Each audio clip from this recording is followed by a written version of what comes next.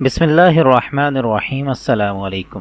افغانستان میں طالبان کی عبوری حکومت کے نائب وزیر اعظم عبدالسلام حنفی نے امریکی ڈرون حملے کی سخت مذمت کی ہے، جس میں امریکہ نے القاعدہ کے سربراہ ایمن الظواہری کی ہلاکت کا دعویٰ کیا تھا۔ عرب میڈیا کے مطابق عبدالسلام حنفی نے کہا کہ افغان حکومت امریکی فوج کی کابل میں ایک گھر پر بمباری کی مذمت کرتی ہے۔ امریکی بمباری افغانستان کی خود مختاری اور دوحہ امن معاہدے کی خلاف ورزی ہے۔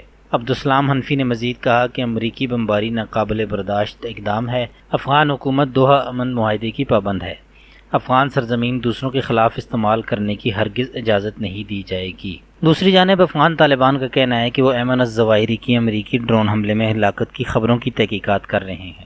عرب میڈیا کے مطابق افغان طالبان کے سیاسی امور کے ترجمان سہیل شاہین کی جانب سے جاری بیان میں کہا گیا کہ طالبان قیادت ایمن الظواہری کی کابل میں موجودگی سے آگاہ نہیں تھی، لہذا امریکی حملے میں ان کی ہلاکت کی خبروں پر تحقیقات کر رہے ہیں۔ عرب میڈیا کے مطابق سہیل شاہین نے کہا کہ جس حوالے سے دعویٰ کیا جا رہا ہے اس سے متعلق حکومت اور طالبان قیادت کو علم نہیں تھا، البتہ اس حوالے سے کیے جانے والے دعوے پر تحقیقات جاری ہیں، جس کے نتائج سے عوامی سطح پر آگاہ کیا جائے گا۔ عرب میڈیا کے مطابق امریکہ کی جانب سے معاہدے کی خلاف ورزی کے الزام کے جواب میں سہیل شاہین نے کہا کہ طالبان قیادت اور موجودہ حکومت دوحہ معاہدے پر پوری طرح کاربند ہے۔ عرب میڈیا کا کہنا ہے کہ طالبان قیادت اتوار کے روز کابل میں ہونے والے امریکی ڈرون حملے اور اس کے نتیجے میں ایمن الظواہری کی ہلاکت پر مکمل خاموشی اختیار کیے ہوئے ہے۔ عرب میڈیا کے مطابق طالبان ذرائع کا کہنا ہے کہ قیادت اس حوالے سے ایک لمبی بحث کر رہی ہے کہ امریکی ڈرون حملے پر کس طرح کا رد عمل دیا جائے۔